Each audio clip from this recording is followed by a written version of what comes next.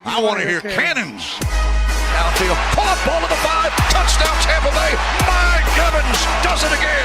Fire the cannons, Bucs. It's first and goal. That's picked off. That's picked off. And who else? Rondé Barber. And the Tampa Bay Buccaneers may ride to the Super Bowl with that one. Third down, 18. Dropping Gannon, looking Gannon. Those up with the head. Intercepted. 30. Derek Brooks 30. Brooks to the 25. 20. Derek Brooks all the way. There it is. The dagger's in. We're going to win the Super Bowl. And there the cannons go. Fire them. Keep on firing them. Keep on firing them.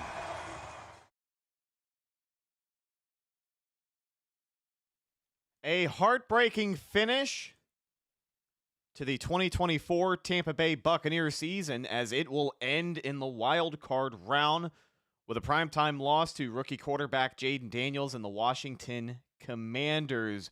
A last-second field goal puts them on top 23-20, and Dan Quinn and Washington escape with their first playoff win in, I Bleav, 20 years since they beat the Tampa Bay Buccaneers in Raymond James Stadium 20 years ago. So the season ends for Tampa Bay. Their record falls to 10-8, and this game was a battle. It truly felt like at times it had a little bit of everything.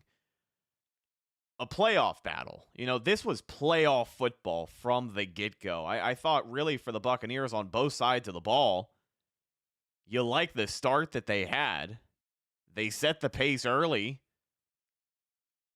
Washington was able to answer. These two teams went back and forth, and unfortunately for Tampa Bay, the one mistake on the night can probably be looked at as maybe the biggest difference maker in this game. These were two teams that, I mean, really wanted to win this one, and it certainly came down to the wire here for Tampa Bay. But welcome back to a live edition of the Cannon Fire Podcast. We are going to wrap up this game and the Buccaneers season.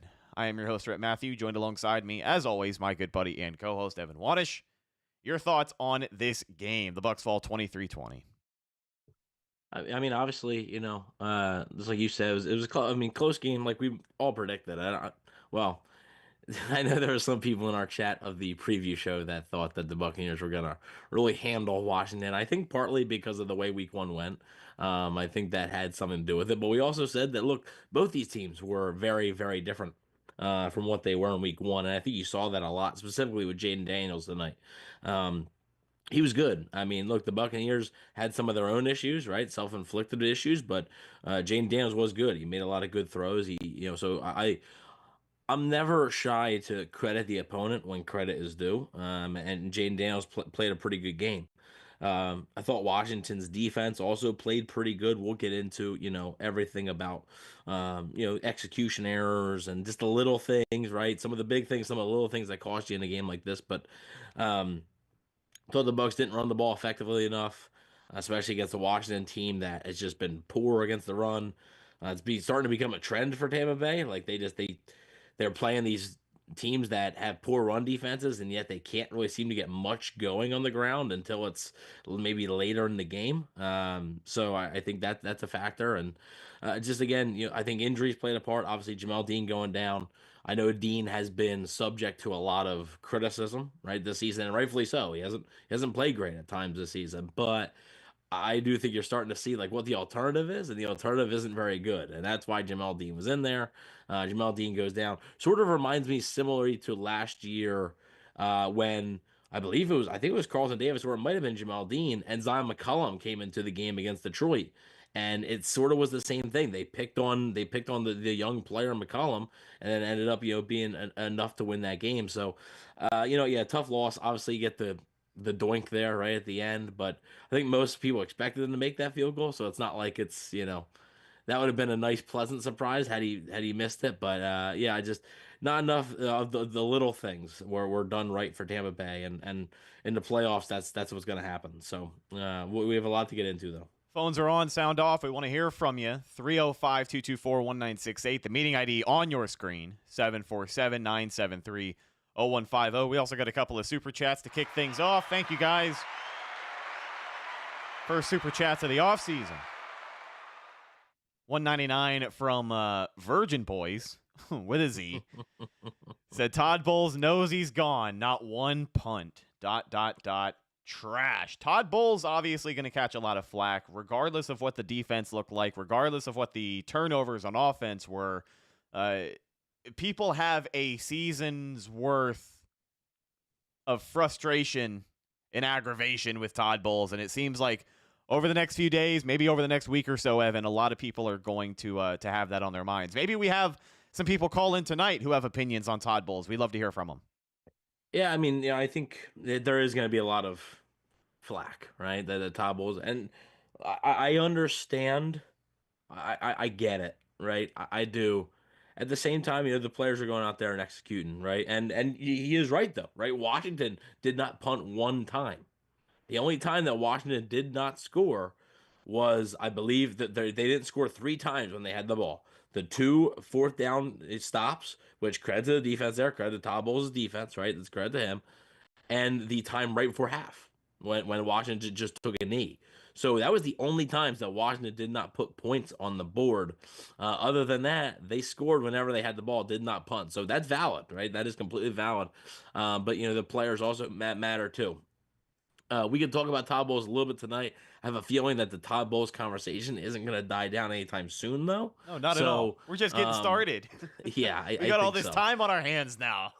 Yeah, so I think there's a lot of discussions to be had, but people may not like this. Maybe people may not like to hear this. I personally, as it stands right now, anything can happen. I don't Bleav Todd Bowles is going to be going anywhere. I do Bleav he's going to be the Bucs head coach in 2025. I don't. Could something happen? Sure, it definitely could. But I do Bleav that Todd Bowles is going to be the Bucs head coach. As we have a couple more super chats to get through, though. Yeah, I agree. I think the most likely option here is Todd Bowles back as head coach. We'll have to see how Liam Cohen in that process shakes itself out. A couple more interviews for him. Mike Vrabel takes the Patriots job. So, I mean, Liam Cohen was, honestly, outside of Vrabel, Liam Cohen seemed like a candidate that made sense there. That was his childhood team. So everybody loves to make those connections. If you're a Bucs fan hoping Liam Cohen sticks around as the offensive coordinator, the Patriots job off the board is definitely a good sign. Big Country 2988. With a $4.99 super chat. He said secondary and linebackers should have been top priority this offseason. Evan, when we look at some of the breakdowns for the defense tonight, I thought overall, early on in this game, they had the pressure on Jaden Daniels. I mean, they quite literally busted him open. It looked like he had that big size cut on the side of his cheek. Zion McCollum looked like he laid a hit on him that just damn near killed him. I'm surprised they didn't throw a flag, to be honest. He took a pretty hard bump out of bounds there. They were physical to start the game on both sides of the football. In the trenches, both teams were very physical. But for Tampa Bay, if the pass rush didn't win, Jaden Daniels just had, he could throw to whoever the hell he wanted to. Guys were making plays left and right. Zach Ertz had a big-time 25-plus yard reception over the middle.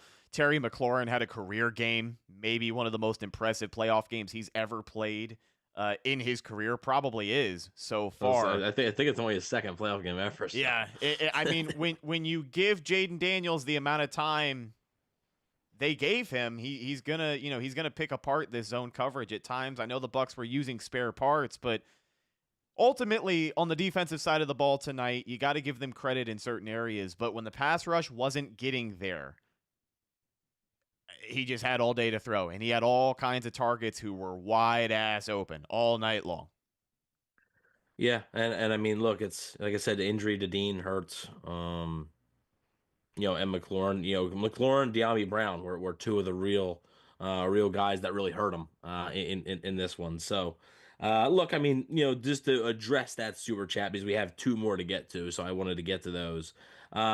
That's the woulda, coulda, shoulda game, right? Obviously, hindsight is 20/20 there, right? We knew the Buccaneers though were taking a chance. They added Jordan Whitehead, right, starting safety, right, in the secondary. They also drafted Tyke Smith, so they did address the secondary a little bit. Let's not act like they completely ignored the secondary in the offseason. But we also knew that they were, by trading Carlton Davis, they were going to be taking a gamble with a guy like Zion McCollum, who was going to be stepping into a starting role. We knew that.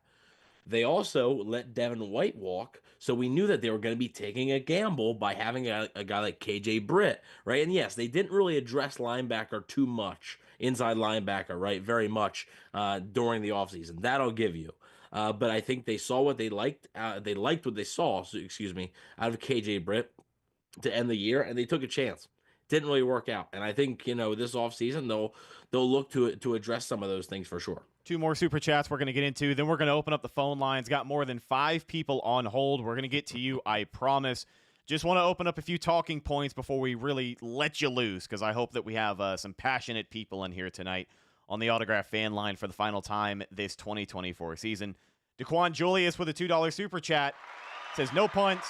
3rd and 6, Bulls rushes 3 people. So some more thoughts on the defense there. This is what I wanted to get to here, and I'm saving this for right before we open up the phones. I'm curious what people think. Brutal as Bucs, our good buddy Brutal. Everybody loves Brutal and his presence in the chat room. We appreciate you, Brutal, for the $4.99 super chat. Said, Baker fumbled our playoffs away after the defense had a turnover on downs. Blaming the defense is crazy. Baker has the most interceptions and fumbles in the NFL this season. You and I talked before the podcast, and I was hesitant to say this on the air, but I just want to float this out there. This is absolutely something to think about, because with a playoff game that happened the way that it did on prime time, the entire country just saw the Buccaneers lose that game. And I think everything has to be taken into account when you talk about the postseason, when you talk about Todd Bowles and his potential to return as Tampa Bay Buccaneers head coach. Things like this matter. I said to you before we started the show, 2 seasons in a row, the quarterback made plays to end the season. And I've been one of Baker's biggest defenders all year long, dude. I love Baker Mayfield. I still love Baker Mayfield. Baker Mayfield is still my guy. He might not be Brutal's guy. I don't know your thoughts on this, Evan, before we open up the phone lines here. But last year against Detroit, Buccaneers had, last year against Detroit, Buccaneers offense got the ball with a chance to march down the field, score, and make it a game. He throws an interception. Game is practically over at that point. The one difference maker on the offensive side of the ball, considering the stop that the defense had just pulled off, turnover on downs. I mean, how many points did the Commanders leave on the field tonight going for it on 4th down? That was absolutely huge for the Buccaneers defense to make that stop in the red zone. And unfortunately, with a botched handoff, we gift them that great field position. They get the go-ahead touchdown. I mean, the Bucs were in the driver's seat. The offense was rolling to a point where I was confident, had that turnover not taken place, they were going to march down the field and score. And at that point, they would have been up 2 possessions. It would have been a 27-13 ball game if they scored a touchdown. Hell, 23-13 if they scored just a field goal. So 24-13. Excuse me. If they scored a touchdown. I apologize. But you get my point. I think there are critical mistakes here from Baker Mayfield that you can look at in these last 2 playoff games for the Tampa Bay Buccaneers. And if you're somebody who is making the argument that Brutal is here, maybe there's a little bit of traction there. Unfortunately, the big mistake came on the offensive side of the ball tonight. I thought the defense, despite the end there, playing with spare parts, execution errors definitely popped up. I don't know. That was the big turning point in the game for me, not that game-winning drive from Jaden Daniels. So I think the turning point okay, let me get out in front. That mattered, right? That can't happen, right? It's a mistake that just simply can't happen by McMillan, Mayfield, whoever, 100% fault it was. Mayfield said it was on him, whatever. That can't happen in that spot, right? Basically gifted a touchdown after the defense, worked their asses off, basically, right? In that scenario. And here's the turning point, though, for me, okay? And that may be a turning point for you. And you're probably not alone, right? You're not, obviously, Brutal is there. There's probably a bunch of other people that are there. Bad play call. Also have to give some slack to Liam Cohen. That is not the time to get cute. You had Bucky Irving, who was really just warming up at that point. No reason to not give him the rock there. So here's and Benjamin Solak tweeted this out via ESPN. The Buccaneers had a 2nd and 1 from the Washington 12 with 6 minutes and 10 seconds left in the fourth quarter. They didn't pick up the first down. They tied it with a field goal, and they never saw the ball again. The 2nd-and-1 play was a quarterback keeper with Baker Mayfield, and then the 3rd-and-1 play was when Graham Barton screwed up, right? I mean, a rookie mistake there. Barton screwed up. So not a very impressive game by Liam Cohen, in my opinion. This is not sort of something I think he'd want on his resume. But to me, that's the turning point. The Buccaneers at that point were down 20-17. They would have had a chance to take the go-ahead touchdown there. If they would have gotten a first down, they would have been almost in like an end goal situation. So that was the point. They had a 2nd-and-1 from the 12, didn't get the first down, ended up having to kick the ball to tie it, and the Bucs never touched the ball again. So that is the last Buccaneers offensive possession of the 2024-2025 season. To me, that was where this game was lost. Let's make sure we get to a $5 super chat here from Meets McGee. Cannot be forgotten. A lot of great usernames tonight. It feels a little inappropriate, but it's, 11:30 at night. We're approaching midnight. CFP after dark, if you will. $5 from Meets McGee says outside linebackers coach, defensive backs coach, starting cornerback, middle linebacker are the things that the Bucs need to focus on this coming offseason. Excited to hear what you think. The Autograph fan line is open. Number on your screen. We got a bunch of people on hold. Let's get to it. We appreciate your patience from the 813. Who's this? Yo, it is BK Jackson, man. BK, what's up? I'm doing well. Okay, Well, first off, before I get into anything, I want to say thank you guys for the job that you guys do every year with the content and taking us from off season through the playoffs each and every year, from content, breaking news, and everything in between. Love listening to the show. You guys have been awesome. You guys are freaking rock stars, and I just want to give you guys your flowers for what it is that you do for Buck Nation. We appreciate you, man. I mean, we'd be nothing at all without the people who choose to listen, so you're very much appreciated. We know for sure, I mean, you've been listening to us for a very, very long time, so we're grateful that we've been able to do it this long, man. Thank you. Oh, no, absolutely. So let's get to it. Okay? Yeah, a lot to unpack. All right. I'll make this quick, but I got a lot of points. Number one, I don't think Bowles is going anywhere. Let's just call it what it is. Bucs fans, get over it. I don't even in the fact of the loss.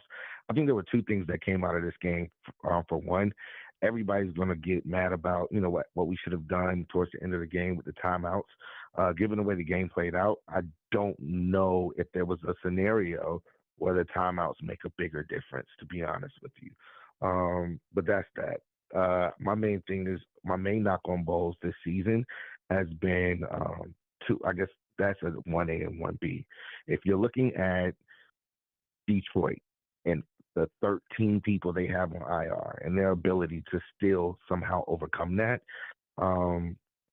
that's a unicorn. I don't know any other team in any other situation that can overcome something like that. Clearly, the Bucs aren't built like that, and that's to me a front office thing more than a coaching thing.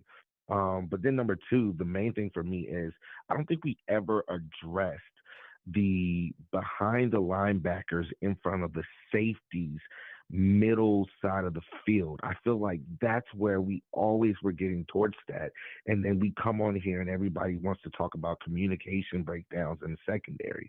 Like that has consistently been an attack point for people in that second tier right behind the and we've dropped linebackers.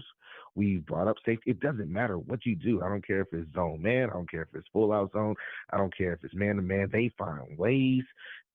Everybody finds ways to attack us right in that spot. And that's one thing that I will say, Bowles, regardless of personnel, we should have been able to address that at some point during the season. Now, on to OC. Cohen, I don't know what's going to happen. You know what I mean? I'm not going to lie. But I think this game solidified us having an OC and Cohen for the next year. But I think we also have to remember, Cohen got exposed to me the most last week, not in the sense of being a bad OC, but just you're doing too much, bro. Chill out. Run the stuff that works. Stop trying to be cute. You're playing with food, but ultimately you're playing with fire once you get to the playoffs. The play calling last week I thought was a problem. The play calling this week was, to me, just a continuation of the BS that we had to deal with last week. Like, why are you getting cute on your side of the field? Play the stuff that works. I don't think we committed to the run in ways that we should have early enough. I think that, if you want to say, getting that head coaching job, that crap, that outside noise matters. It affects the way people move on the inside, and it's top down. So that was an issue for me. To me, I think ultimately, if you're going to put anybody on the hot seat, from head coach to GM, the OC, DC Howard, I got to put my GM on the hot seat, because I bet you would have liked to have a Matt Judon for a 4th round pick today. Or I bet you would have liked to have a Jadarius Smith for a 5th round conditional 6th round today. You know what I mean? Save the rah-rah for signing Shaq Barrett out of retirement in week 17. I'm not personally impressed by that. I bet you would have liked to have, what's our guy, the guy that said, give me Tom Brady from, he was in Washington with the Saints. Chase Young, who made some plays against the Bucs last week. Yeah. Yeah, and I'm just like, what? These are the guys that they were nothing to sign. That is my issue. Like, I could see, like, oh man, they gave up more. Yeah, that was, they were nothing to sign, and they went other places. And I don't know if that's a recruitment thing from a player to not want to come to Tampa, or if that's just a GM just not like bulging on whatever his rights and whatever it is. But like, that's where I'm judging my GM at, because ultimately, when Jamel Dean goes down, then we were ass out at that point, because you had to change the complete defensive scheme. And once you change that defensive scheme, there was no stopping those guys, period. And we already weren't stopping them. So there's that.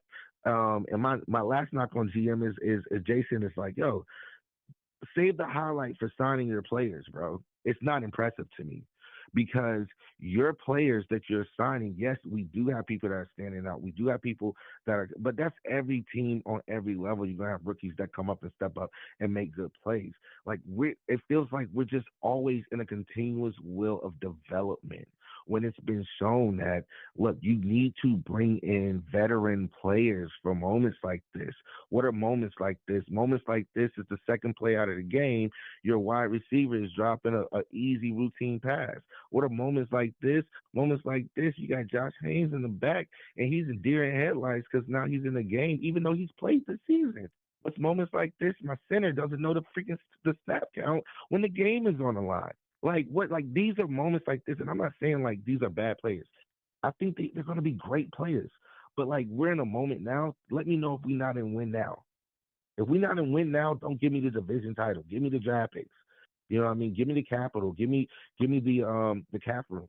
But it's just like, we're here. We make all the right moves, but I don't feel like the front office is giving the coaching staff the tools. Outside of our starters, we suck. Like, we stuck. Like, we don't have a second team player, period. And it shows when Devin White leaves, and now who's going to step up? We don't know. Like, you on time down, and when your cornerbacks go down, who's going to step up? Nobody. Safeties go down. We've been signing safeties all freaking year. Like, it just is what it is, but it just sucks at this point, and I got to put that on the front office. All right, so I'll say that. I'm leaving that there. Is what it is. My heart can come down now, because at least I know what's happening now. We lost. We're going to move forward. We'll see what happens there. But, man, I will say at the end of all, it was a good season. I would have loved to see 11 wins, but 10 wins, I think a lot of people had us less than that. We still won a division 4 times in a row. I think because of that, Bowles keeps his job. Because of this game and the prior games, I think, your OC exposes himself as a rookie OC, and I'll give him grace on that, but I think he'll be back next year as well, just because what he put on tape today and in the last couple games. Hey, I'm going to sit back. I'm going to listen to you guys. Thank you. We appreciate you, my friend. Lot to unpack there, but we will get to it. Go Bucs. Thank you to all of our people on hold, by the way. We truly appreciate your patience. It's going to be one hell of a night.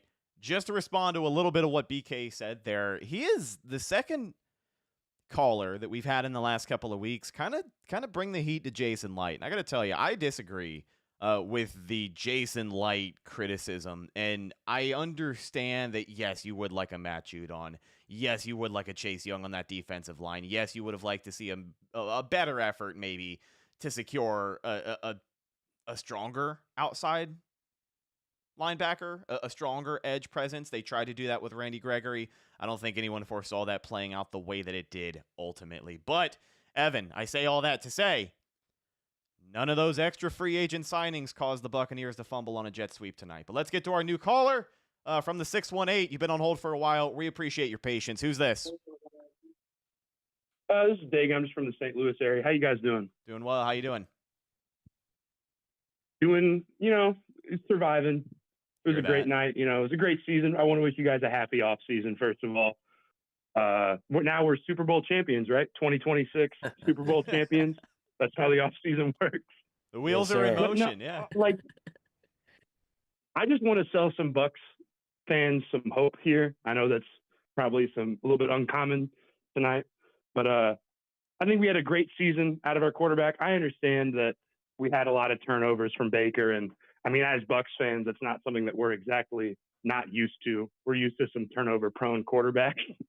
But I think the future of this franchise is going, really solid. I think whether or not we keep Bowles, I understand that a lot of fans don't want us to keep Bowles, but you got to look at it from the other angle in the sense that, this is a team that has playoff aspirations, and maybe ripping it down from the head coach and starting over isn't the thing that we want to do when we're entering. Baker's only got 2 years left on his deal, and I don't know how many great head coaches are in this cycle. I understand that, Mike Flores, Minnesota's DC, is a pretty common name. There's some other guys, maybe Patrick Graham. I like the Raiders DC as well, even though they've been dealing with some stuff. But I just I think we're doing good. I think the future of this franchise is going strong. We had Baker threw for 4,500 yards and 40 touchdowns. Second quarterback in franchise history to ever do that. That's pretty cool if you ask me. Yeah. And I don't know. I'm just really excited to where this franchise is going, regardless of what happens.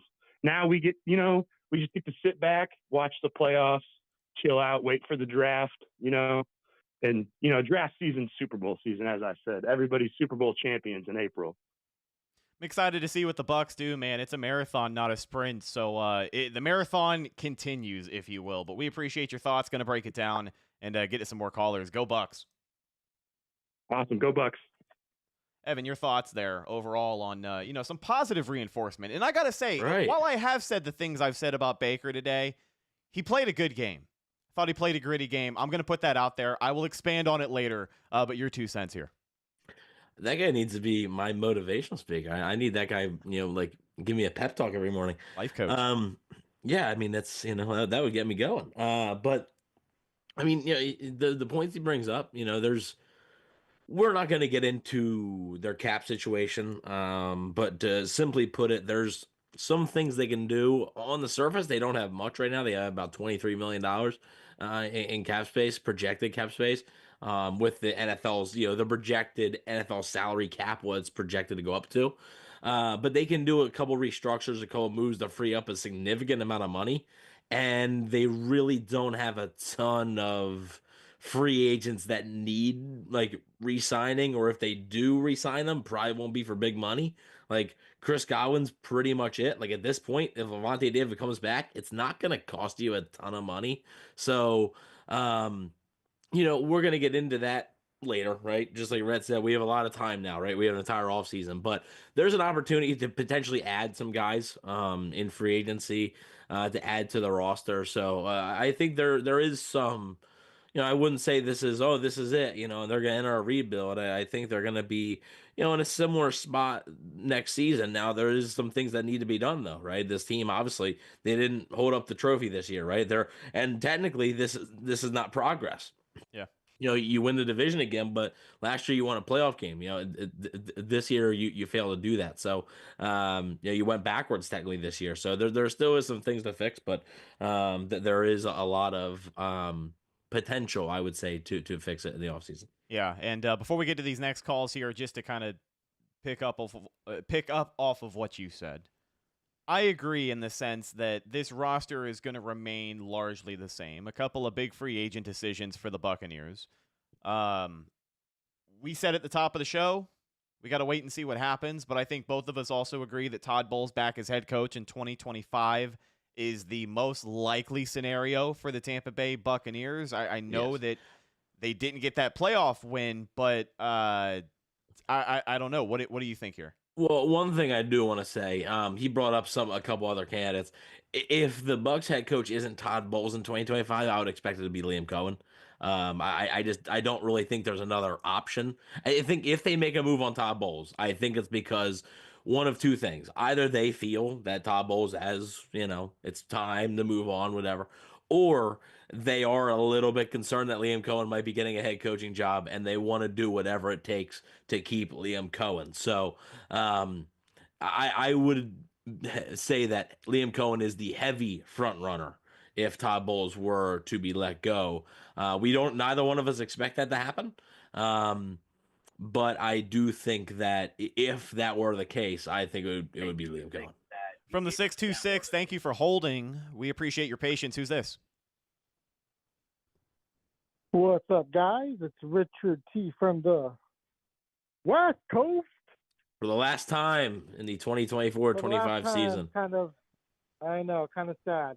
It's kind of sad. But first, before I go into whatever I want to say, let's have everyone hit that like button. There's like over 300 people and like 30-something likes. So let's give some love to Cannon Fire. Let them know. Secondly, I am here on the West Coast.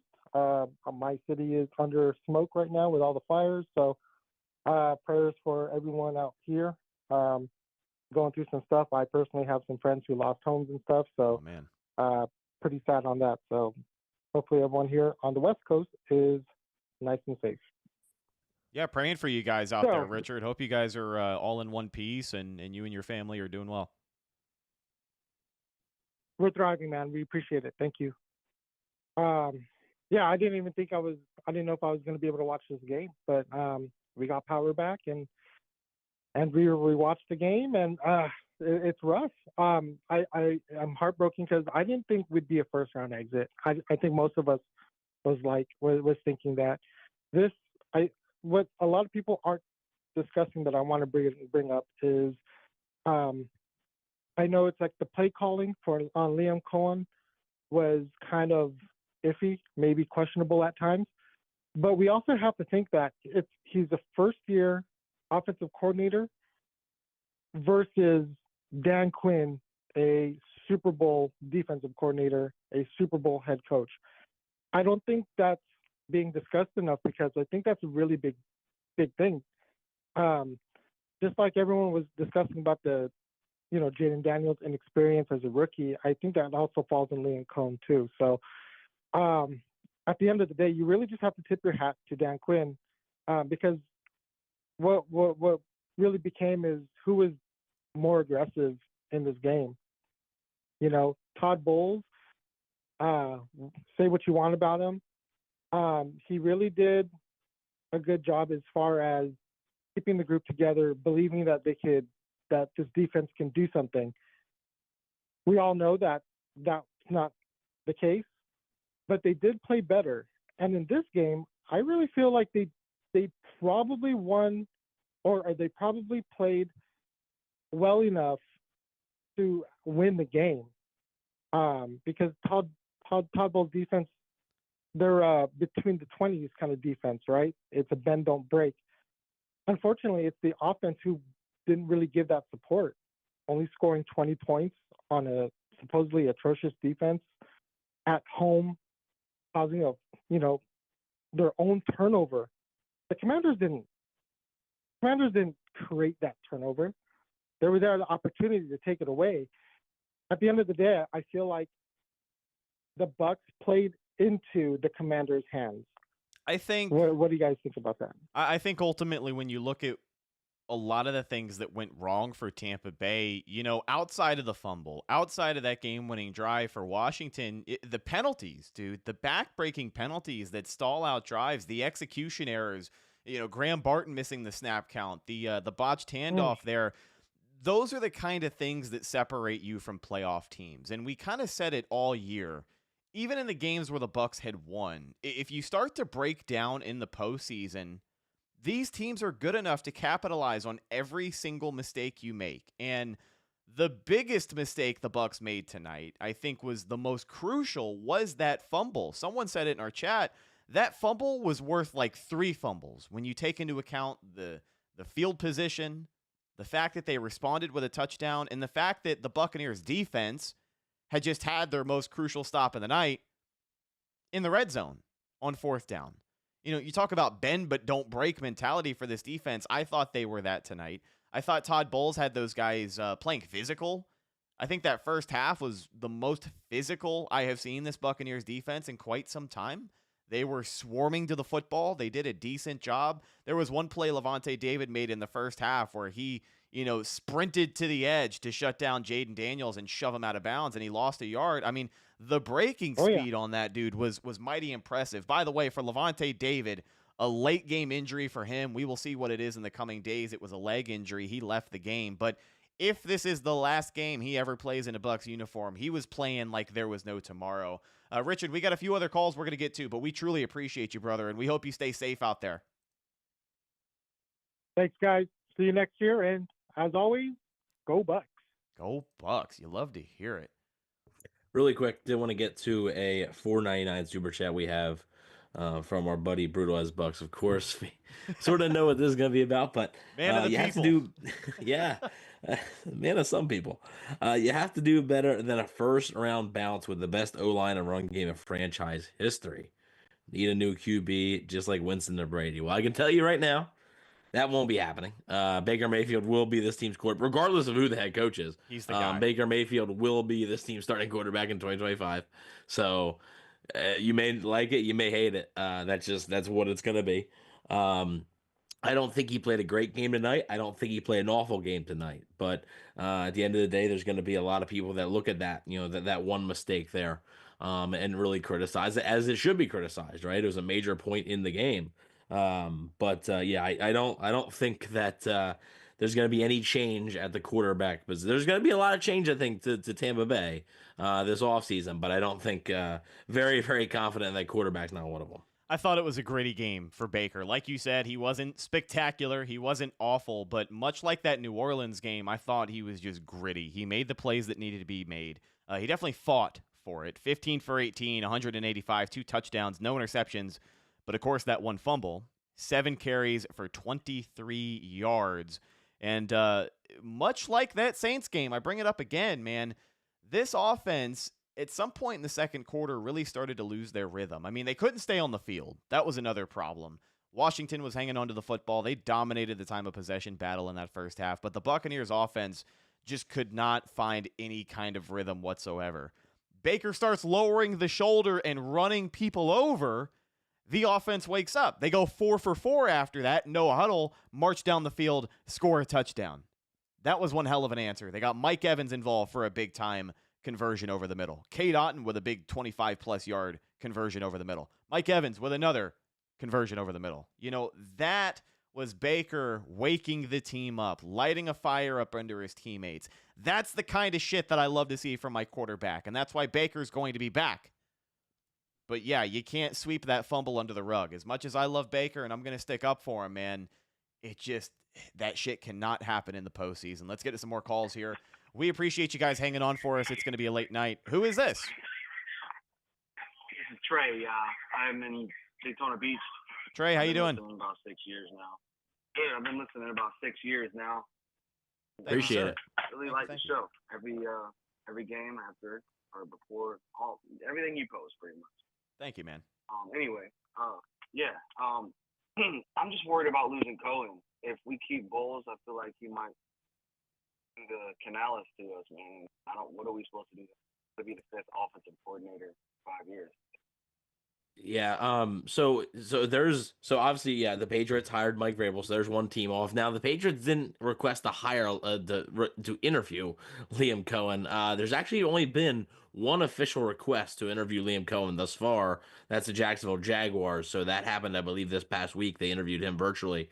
So and obviously a team to keep an eye on, I think, is the Las Vegas Raiders. However, the recent reports have emerged that the Raiders' top target is Ben Johnson, an offensive coordinator of the Lions. And if that's the case, I gotta say, I like the Bucs' chances of keeping Liam Cohen. Obviously, anything can happen. We didn't think Dave Canales was going to take the Carolina job after just one season of being a play caller. But I would say I just don't see Jacksonville as a fit. I don't think it's the right spot, the right timing. That organization's kind of in a mess right now, and I viewed the Raiders as the team that was most likely to take Liam Cohen away from the Buccaneers. And if they're keep an eye on Ben Johnson, and it sounds like that's who they really want, I think that bodes well. So while anything can happen, and sure, Liam Cohen can, and I mean, you're not the only one that's going to be concerned about potentially losing Liam Cohen. Having, a fourth offensive coordinator in 4 years, that's not a good thing, right? You can't really have much continuity there. I do think the chances of Cohen staying, I think, have gone up in the past week. I hate to say it too. Today, I don't want to say today was a misstep for him because it was a battle. Like it was, a first time play caller in the NFL in the postseason. So it is what it is. It's almost a chess match out there when you've got a defensive mind like Dan Quinn for Washington. But I do think there were a couple of missteps with this offense in the last couple of weeks that may help his case. He doesn't seem as flaming hot as he was in the middle of that Buccaneers win streak towards the end of the year. So we'll have to see how it shakes out, but I do like Cohen's chances back in Tampa Bay for at least another season. The continuity for Baker Mayfield, Todd Bowles back as head coach, it just feels like the most likely scenario. But, of course, we'll keep you updated every step of the way. Trey, we appreciate you, man. We'll talk to you soon. Go Bucs. All right, go Bucs. We got plenty more calls here. We appreciate you guys. 501, then 813. And then 956. Let's get to 501 first. Thank you guys for holding. Hey, thank you for having me on. I just want to say this season was a lot of fun, even though Chris Godwin was out for the second half of the season. Winfield was hurt. I just got to say, as a Bucs fan, a diehard Bucs fan, the game I watched tonight really hurt. I feel like Jamel Dean has to go. I loved him. I didn't mind drafting him, I believe, in 2019, if I'm right. But Jamel Dean, he's really injury prone, and I want him to stay. But the reason why we didn't let Carlton Davis stay this season because he got hurt. And I love Zion McCollum. The step he took to becoming a starter, he exceeded expectations for me. Even as a Bucs fan, I was worried as a Bucs fan, right? But I really, really enjoyed seeing Zion McCollum exceed expectations. I will say I am a little disappointed that our defense did not force a single punt tonight, not even one. That does suck. But Commanders has a good offense. I wasn't surprised by that. I am a little frustrated at Todd Bowles. He did make a little bit of adjustment during the second half. I like how we didn't give up mentally in the red zone. Yeah, we had a guy wide open. I think it was Brown. Second receiver. Yeah. I don't know. I see a lot of guys in your chat saying we gotta fire Bowles. He's not our guy. But I wouldn't say it was all his fault. The offense, that fumble really hurt us. And I'm not gonna lie. I know y'all would agree with that, but I'm not gonna lie. Y'all wouldn't mind seeing Bruce Arians out there on that field again, would you? Be honest with me. No, it'd be awesome, man. The attitude that Bruce had, the swagger that he carried. Everybody loves that soundbite when they were leading the Falcons by 2 possessions headed into halftime, and he was pissed at some of the execution errors. I think the Bucs missed that fire, but you made some great points. We're going to break them down here. We'll talk to you soon. Go Bucs. All right, thank you. All right, so wanted to get your thoughts on Jamel Dean. We got 813 and the 956 after that. Thank you guys for hanging on for us. Jamel Dean. I appreciate all the calls. I mean, yeah. You guys are rock stars. Kicking ass tonight. Last hotline show of the year for the 2024 regular season. It was a tough night for Jamel Dean. Left the game with an injury, struggled with injury throughout the entire season. And also just to kind of put a note on the Todd Bowles discussion, one of the things that I think helps Todd Bowles, helps his situation when you talk about this defense and their shortcomings, dude, he couldn't field a healthy roster to save his life on the defensive side of the ball. You got guys leaving. You got guys ending their season in car accidents on the way to the facility 2 days before a playoff game. Like that's out of your hands, right? So I think when you look at the spare parts on the defensive side of the ball, the Bucs made it this far with their defense being as bad as it was at times this year. Execution error is obviously going to be an issue, but look at who they were playing with and look at the injury issues. But wanted to get your thoughts on Jamel Dean here because that's a legitimate conversation. Yeah, really quick, I have a $5 super chat from Beaver. Thank you, Beaver. Thank you. Just wanted to say one argument for Bowles is that the defense has not been the problem until this year. You just got to hope it's a down year. I mean, I would say that the Bucs defense last year at times was a little weak, especially against top-tier offenses.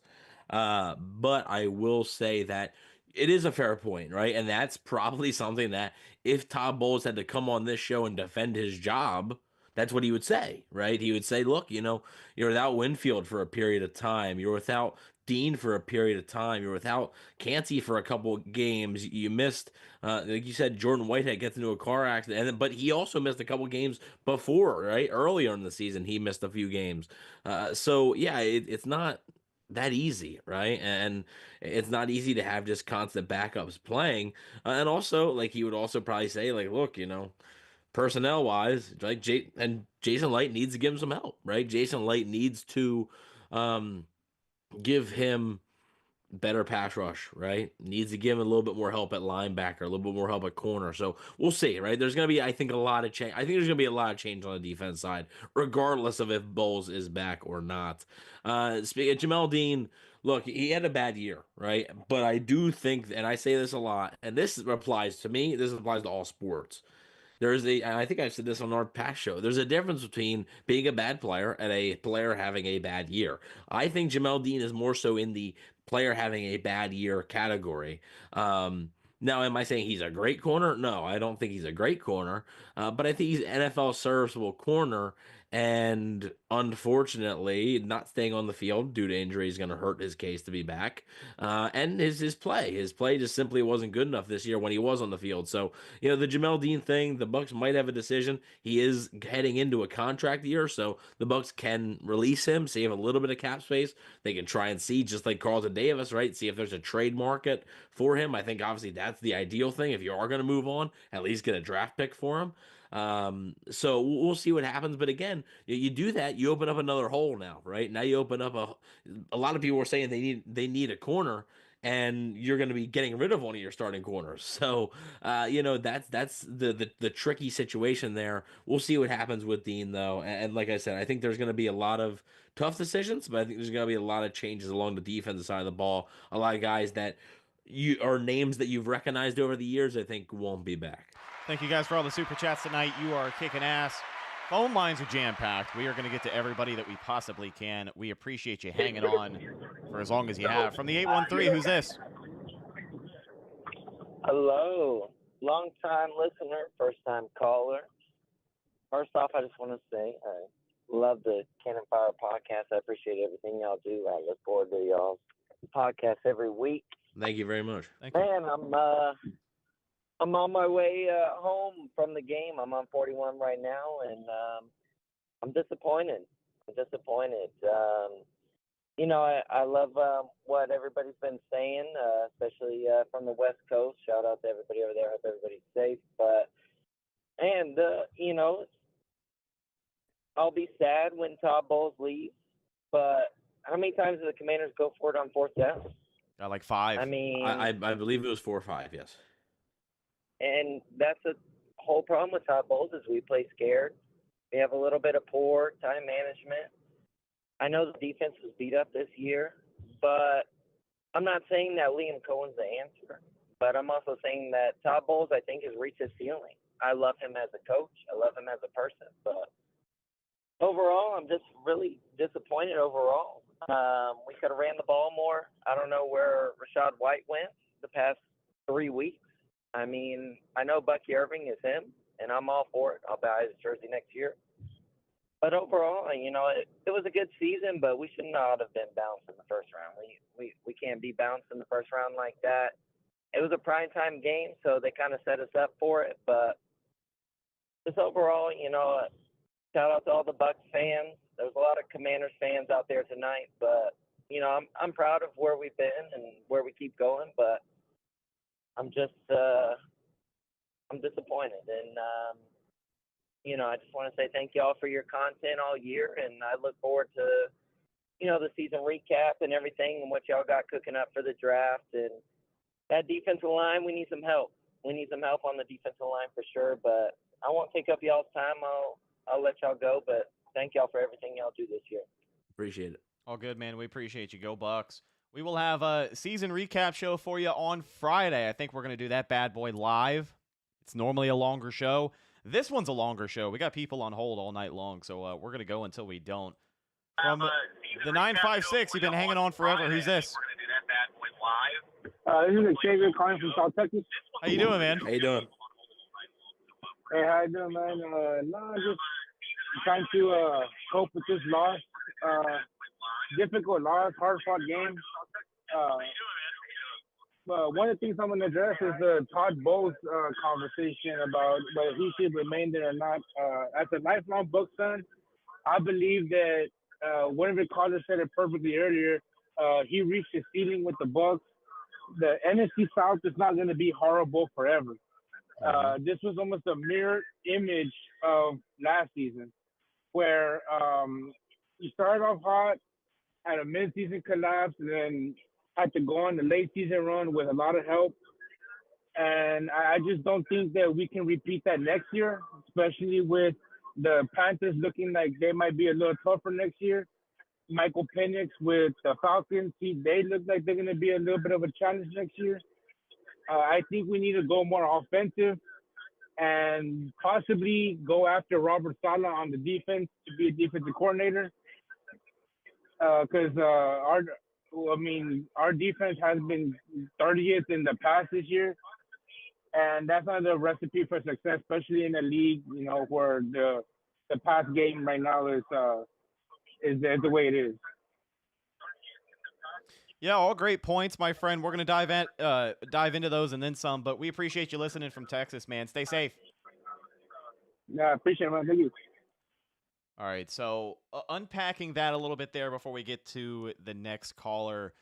Some thoughts on Todd Bowles, again, chiming in on the discussion there. The first time I've heard Robert Saleh's name tossed around, maybe we'll hear that as people look into more coordinator options if there are coaching changes on Todd Bowles' coaching staff. But another good point, too, and I had kind of said this, at the 80% point of the season, right in the middle of the Buccaneers win streak, actually right after the Dallas loss, I had begged the question. I kind of asked you 3 or 4 times this year, have we seen the best of the Tampa Bay Buccaneers under Todd Bowles as head coach? And it's a fair point. 2024, the Bucs went 6-1 down the stretch to win the NFC South. And they needed a couple of things to play into their favor those final few weeks. They needed the Falcons to lose, which they did. But the Falcons swept Tampa Bay this year. They were able to win the division. But you go 5-2 down the stretch in 2023, you needed a lot of things to go right for you. You went 6-1 down the stretch in 2024, you needed a lot of things to go right for you. If you are a Todd Bowles football team, are we going to head into the half point of every single season at 3-5? Like, is that the kind of shape that this team is going to be in after being in the driver's seat multiple times during the regular season. Let's not forget the red-hot start up until the Broncos game. Then you kind of fall behind after that loss, and they couldn't find a rhythm until the win streak once again. But we've seen it play out 2 seasons in a row. Curious to get some more thoughts here from the callers. From the 813, been on hold forever. We appreciate you. Who's this? Hey, what's up? This is Najim Greenwich. I was just calling because I'm up in Asheville, North Carolina, and I was watching the game or whatever. You know, I'm from Tampa or whatever. Mm-hmm. But yeah, we was having a good time watching the game. I had a lot of Panthers fans on our side, man. It was enjoyable. You feel me? Yeah. But I was gonna say, that game was pretty good. I feel like, you know, Todd Bowles, he deserved another chance, you know. And the main reason why I really called though, because everybody's forgetting that Lavonte Davis, he's in the top 5 of solo tackles in NFL history. If nobody ever noticed that, which is crazy. You know, I feel like he should come back and give it one more shot for us, man. But you know, that's all I call for.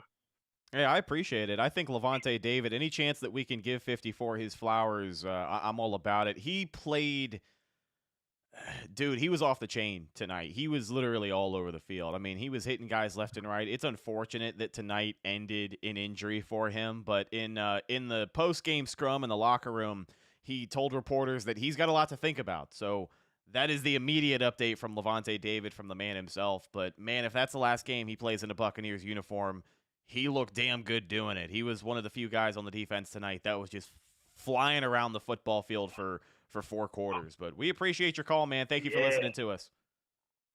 All right, be safe. Appreciate it. Yes, sir. You too. Let's get to one more call. Could be our last call of the night from the 561. Who is this?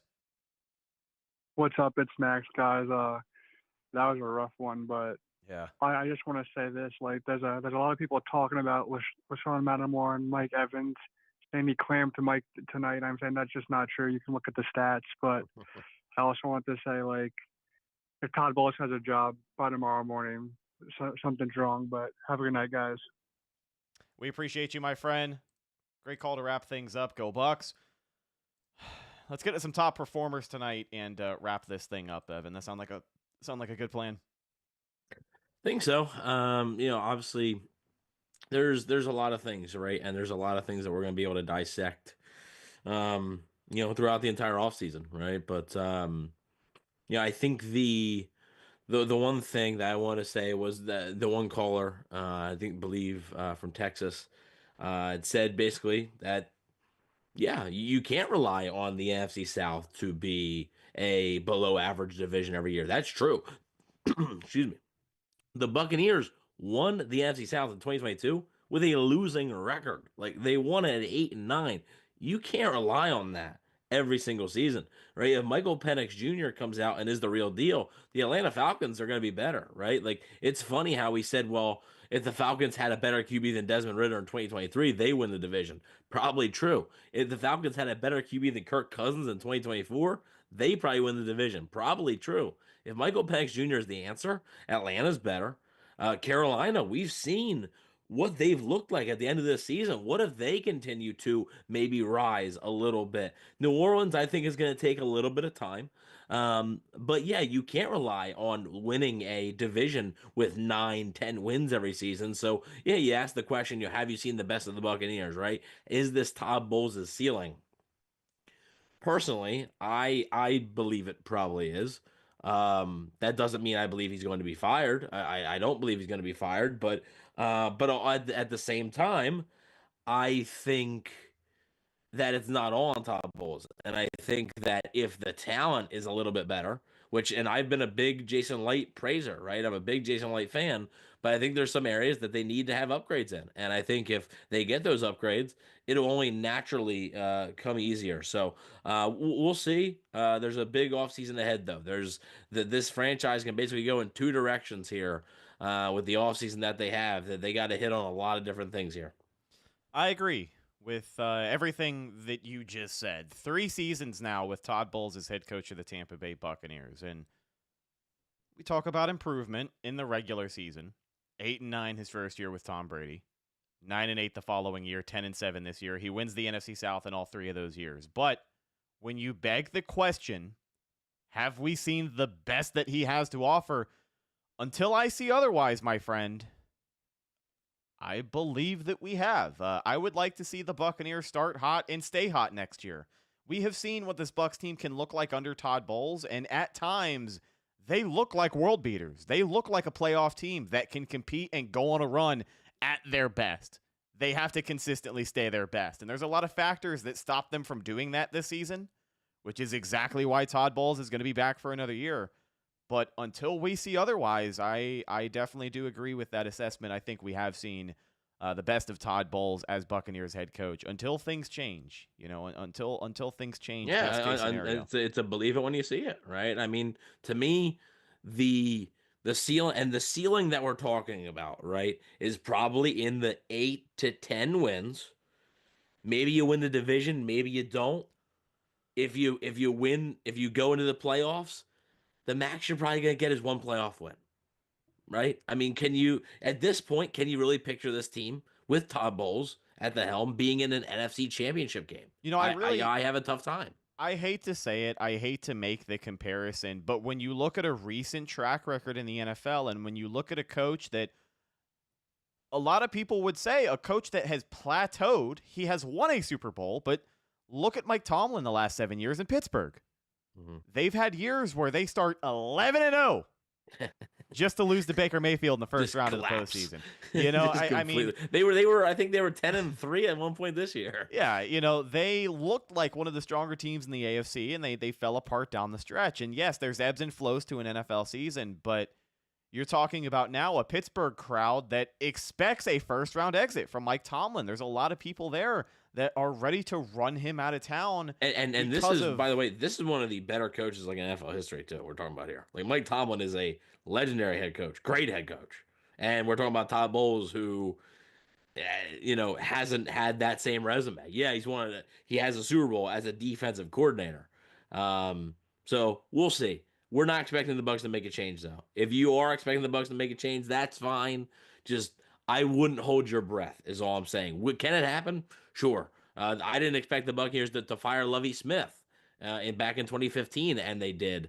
The Glazers, if they feel that if they don't believe in you anymore, they're not going to waste their time. So I do think there's always a chance. I just don't know how good of a chance it is if you are one of those people that do want Todd Bowles gone. But, I mean, even if Todd Bowles is back, I don't think it automatically means that the Bucs are going to suck next year. We've said, honestly, that's the thing. I think the ceiling is limited with Todd Bowles. I also think the floor is very high. Yeah, I agree. I think the floor is like 6 wins. Like, I don't see this team going out and winning 4 games unless, some terrible injury luck or anything happens. Like, I don't really know if they're going to be a bad football team under Todd Bowles. And that's part of the issue, though, right? You're sort of stuck in that mediocrity middle type thing, and that's where you kind of want to get out of.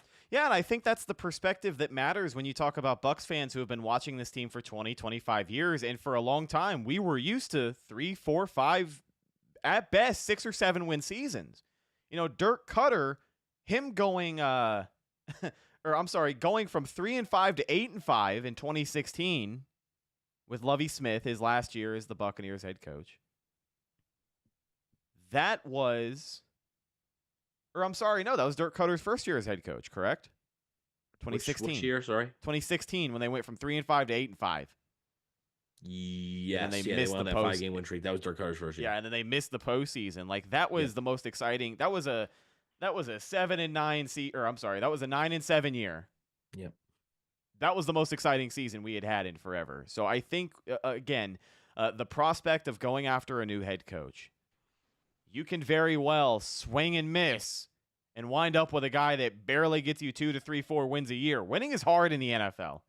And Todd Bowles has proven that he can at least win some games. So I think when you talk about things that he does well, that was just funny the way he's proven he can win some games. It is what it is. It's true. It's true. Yeah, I think he deserves credit in that department. I wanted to talk about some individual performances tonight, some record breakers for Tampa Bay as we wrap things up.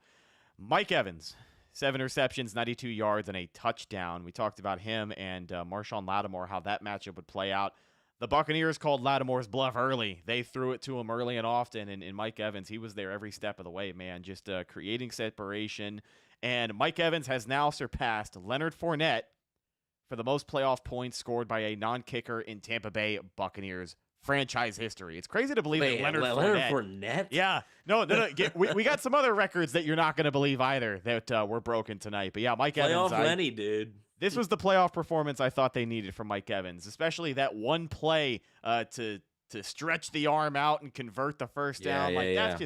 That's savvy veteran all over. Vintage Mike Evans tonight, I thought.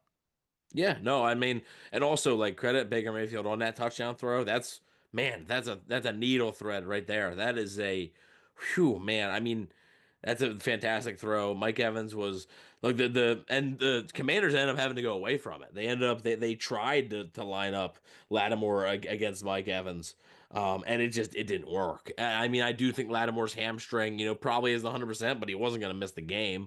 So. Yeah, Washington had to do something, and it was nice to see Mike Evans pretty much go out there and dominate. But, I mean, he had 7 catches. I believe the only other people that caught the ball each had like 2. Yeah. So not really seeing much, much different stuff there other than, Mike Evans catching the football, which is a good thing. But you'd like to see a little bit more, guys get involved there. K. Dot returned to the lineup tonight for Tampa Bay. 2 receptions for 32 yards, made a couple of big-time plays, one of those being a 20-yard catch and run, breaking some tackles on the sideline. He made a difference tonight in the run game, and it was clear the Buccaneers were glad to have him back in the lineup because I'd say in this first half, the Buccaneers used a lot of 2 tight end sets, which you didn't see them run a ton of during the regular season. I thought he really stepped in and made a difference. And here is a record that you're not going to believe, all right? So we were talking about Mike Evans passing Leonard Fournette for the most non-kicker points in playoff history for the Tampa Bay Buccaneers. K. Dotton has surpassed Cameron Brate and Rob Gronkowski for the most postseason receiving yards by a tight end in Buccaneers history in just 3 years. What a list. Yeah, all right. K. Dotton, Cameron Brate, Rob Gronkowski. K. Dotton, Cameron Brate, and arguably the best tight end of all time. Just what a list. What a list. That is really good. You love to see it, man. I think K. Dotton is going to continue to be a piece for this Buccaneers offense. The development from him this year is something we can dive into a little more on the season review show, but excited for him in the future. No Devin Culp tonight as he was inactive for Tampa Bay, but hopefully at some point we see him get on the field next year for Tampa Bay if Payne Durham isn't doing too damn good. Maybe it'll come down to Devin Culp and Ko Kieft in training camp next year. Something to keep an eye on. Maybe tight end's a spot they look to upgrade, maybe. Very true. Who knows? I like K. Dotton. I think the Bucs like K. Dotton, but you're always going to be looking to improve, I think. So there's going to be a lot of, like I said, a lot of conversations, and that's not really what this show is about because, again, we have plenty of time to do that. So don't worry. We are going to have plenty of coverage for you guys. Even though the season is over, it won't be the normal coverage. Unfortunately, guys, things like betting the Bucs is over. Players to watch is over. However, you will still get best and worst the Monday after this game. So, which technically it is Monday. So you'll get it later today, I guess. For some of our listeners, it's Monday at least. I know for Richard and stuff, it's not. But we want to, we appreciate all you guys listening the whole year. Not just to the podcast, to the video content that we've been doing. It's been, I think Rhett said earlier, the show's nothing without you guys. So, without the viewers, it'd just be, me and Rhett might as well just jump on a phone call and do this stuff. You guys are the ones that make this show. You guys calling in, supporting us in the chat, giving us super chats, supporting the show any way you can. We appreciate it. Following us on social media, liking the posts, the community tab, interacting with that. So just want to thank you guys for another great year. We just keep rising, every year. It seems like our subscriber numbers go up, our views go up. So we really, really appreciate it. And stick around for the off season though. We're not going away. Now I can't, promise you that we're going to be doing 3 shows a week anymore, but we're not going away. We're still going to be here, and we're still going to be providing you guys with a lot of cool content. I think a lot of fun things coming up. So yeah, stay tuned for that. You nailed it. One more game ball for the road here. Got to recognize one of the best to ever do it. Lavonte David, number 54, 8 total tackles tonight and a sack on Jaden Daniels. I Bleav the lone sack on the evening for Tampa Bay on the Washington quarterback. He was out of his mind tonight. Yeah, and like I said, I mean, that play he made when I couldn't believe he still had the speed. Like I couldn't. I'd never seen. I'm not sure I've ever seen him run that fast. I mean, that was like 2013 Lavonte David type stuff there. Yeah. Really quick, you are talking about Lavonte David, and rightfully so, in what could be his last game, not just as the Buccaneers, last game in the NFL. We don't know what the future holds. He's been signing 1-year deals. He's going to continue to sign 1 year, no matter if it's in Tampa or not. It's going to continue to be 1-year deals. I don't think Lavonte David is going to be committing anything other than year to year at this point. So I think the Buccaneers obviously would welcome him back with open arms. I think it's completely up to him, though, at this point. He's earned that right.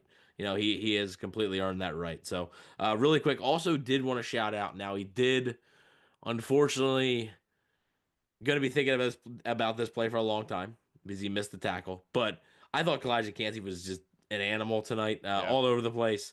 Caps off a really underrated second year, and they're not talking about him a lot. Everybody talks about Jalen Carter from the Philadelphia Eagles, and Carter's great, right? Carter's a really good player. I'm not saying he's not. I'm not taking anything away there. But Calijah Kancey had more sacks than Jalen Carter this season, and he had 4 less tackles than Carter did, and Kancey played in 4 less games. So I think Calijah Kancey is having a really underrated season, and I just think that there's a lot of things that go into it. Yeah, and I think that he was all over the place tonight. Jaden Carter was named to the NFLPA All-Pro team this season. He played 16 games. Calijah Kancey played 12 games. In 16 games, Jalen Carter had 4.5 sacks. In 12 games, Calijah Kancey had 7.5. Carter had 25 solo tackles, 2 forced fumbles. Kancey in 12 games had 22 solo tackles, 1 forced fumble, and 1 fumble recovery. Yeah, the importance of the Pro Bowl, All Pros. I know with the weight of the Hall of Fame, it seems like Pro Bowls mean more, which is really stupid, considering it's just a popularity contest at the end of the day. But there needs to be some extra discourse about Calijah Kancey and his emergence as one of the very bright, talented, young defensive linemen, interior defensive linemen in the NFL. Very excited to see what this kid develops into. And Yaya Diaby, I know that when you look at the sacks, it's going to be overall, I think most people would say underwhelming for him, but he was very good at pressuring the quarterback this season. Mm-hmm. He had a couple of plays tonight where he was almost there, almost able to make the play. I think he's going to bounce back. Did get a sack. Unfortunately, was called back, due to Zion McCollum with a holding call, but did get a sack. Really quick, though, before we do head out, and unfortunately, I do want to end it on maybe a sour note, depending on how you answer this, but I don't know about you. I am going to give my prediction, though. This does feel like Lavonte David's last NFL game. I do not expect him to be back. Again, I think the Buccaneers would welcome him with open arms, and he could be back. I think it's a coin toss. But if I had to guess right now, I would say he's probably hanging him up. If I had to, I don't think he's gonna play for anybody else. But I do think that this is probably all she wrote. I don't want to say one way or the other. I truly feel like areas of his game had slowed down. That was my biggest gripe this season. Every time I talked about him, he can do a lot of things great in this Buccaneers defense still. I just don't know. I think it's up to him. I think the Bucs are going to bring him back with open arms if he wants to be back. But the linebacker position is definitely a position of need. Tonight was the most we had ever seen Deion Jones. I don't know if he is in their plans for the future, but between the draft... He almost had a pick. Yeah, he did. Between the draft and free agency, they have got a little bit of time to figure it out. I will say this. Final thoughts on this game. We can look at the fumble. We can look at that game-winning drive from Jaden Daniels. Ultimately, I will say what I have said all week. I think the Bucs beat the Bucs tonight. I think there were too many back-breaking penalties. I think it was just dumb mistakes that you cannot make in the postseason. And we said time and time again, if you're going to be a playoff game, if you're going to be a playoff team, if you're going to prove, Jesus Christ, if you're going to prove that you can win a playoff game in the NFL, you can't keep making these mistakes. And unfortunately tonight, the Buccaneers just made one too many of those mistakes. You can look at any one play you want to. If you want to point fingers at one thing or the other, you certainly can. But I think all of those factor into a Buccaneers loss. I think they did a lot of things tonight that sealed their fate. It wasn't just that one play. It wasn't just that one drive. I thought there were just too many mistakes out there tonight for what should have been a serious playoff team. Yeah, and the team that made the least amount of mistakes won the football game. I mean, that's what it comes down to, right? So especially in a tight game like that, the small mistakes are what's going to cost you, when it's a very close game. So Bucs had those small mistakes, couldn't afford it, and the Commanders simply didn't. So that's what it came down to. Want to say thank you to each and every person who hung out with us tonight. We had over 360 people in here at one point, one of the biggest crowds we've had all season. Thank you so much. Wish we were hanging out under better circumstances. Wish there was more Bucs football to cover, but it's the way it shakes out. We've been here before. 2022, Tom Brady's final game in the NFL was a first-round exit to the Dallas Cowboys. So, I mean, you rebuild, you come back stronger, and for the Buccaneers, they set their sights on the 2025 season. Jason Light's going to be back. We both believe Todd Bowles is going to be back. And if Bowles is back, Liam Cohen's definitely going to be back. It's crazy because at this point, I think Cohen's got a better chance of being back than Bowles. But I still feel like Bowles. I still feel like Bowles coming back is the most likely scenario as head coach. I think Bowles is back, and then you never know with these head coaching things, right? Like I said, I didn't think Dave Canales was taking a job after 1 year, and Dave Canales actually had less offensive coordinator experience than Liam Cohen did. Liam Cohen has been an offensive coordinator before. He's been an offensive coordinator with the Rams and an offensive coordinator at Kentucky. So Dave Canales had even less experience, and he still got hired. So you never know. You never know with these things.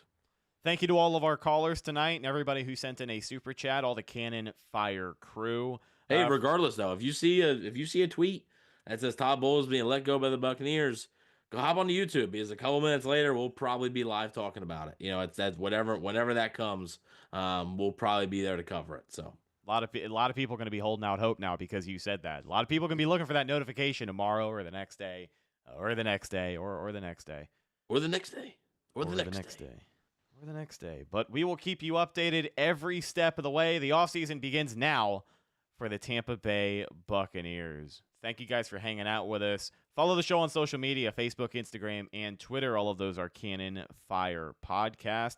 Best place to go for updates on the show, and of course, Buccaneer news as it happens. Speaking of Bucs news as it happens, you can follow my co-host Evan on Instagram. You can also find him on Twitter at EvanNFL, and check out his written work at BucsNation.com. What have you got this week to wrap up the season? Yeah, I'm gonna be taking a look at the Buccaneers rookies. So right after the draft, I did grades about how I thought that I liked the draft pick. So now with a full rookie season, I'm gonna be looking at it and grading them once again. So stay tuned to BucsNation.com for that. And as far as video content, if you're listening on audio, if you listen this far, it's a long show, so we appreciate you. If you listen this far, we do appreciate you listening on audio. But if you want a little bit more video content, head on over to the Cannonfire Podcast YouTube channel. We will have best and worst from this game. That will be the last best and worst. So it's going to be different content now, right? Because we're in off-season mode now, so it's not going to be the same weekly content. So Bang the Bucs, players to watch, all that stuff won't be returning until next season. But we will have the positional group reviews. If you guys remember, way back in August, I did positional group previews where I looked at each positional group, who was in it, what could be the expectations. Now with a full season, we are going to be doing positional group reviews. So stay tuned for that on the Cannonfire Podcast YouTube channel, and appreciate all the support all season on that front. 2024 season review show going to be live this Friday. I think we'll do it live. It'll be a good time. I think everyone will be looking forward to that. Got to figure out a time. We'll have that for you sometime later this week. But yeah, More YouTube content coming your way, youtube.com/cannonfirepodcast. Appreciate you guys and all of your support this season. Last but not least, you can find myself Instagram and Twitter at Retticus, RHETT, AKUS. If you follow me, I will follow you back. That's a wrap, folks. We will talk to you later this week with more Tampa Bay Buccaneers news and updates as we prepare for the upcoming offseason. I'm your host, Rhett Matthew, signing off for my co-host, Evan Wanish. Until then, well, good Lord, for the final time this season, thank you for listening. We'll see you in the next one. Until then, and as always, go Bucs.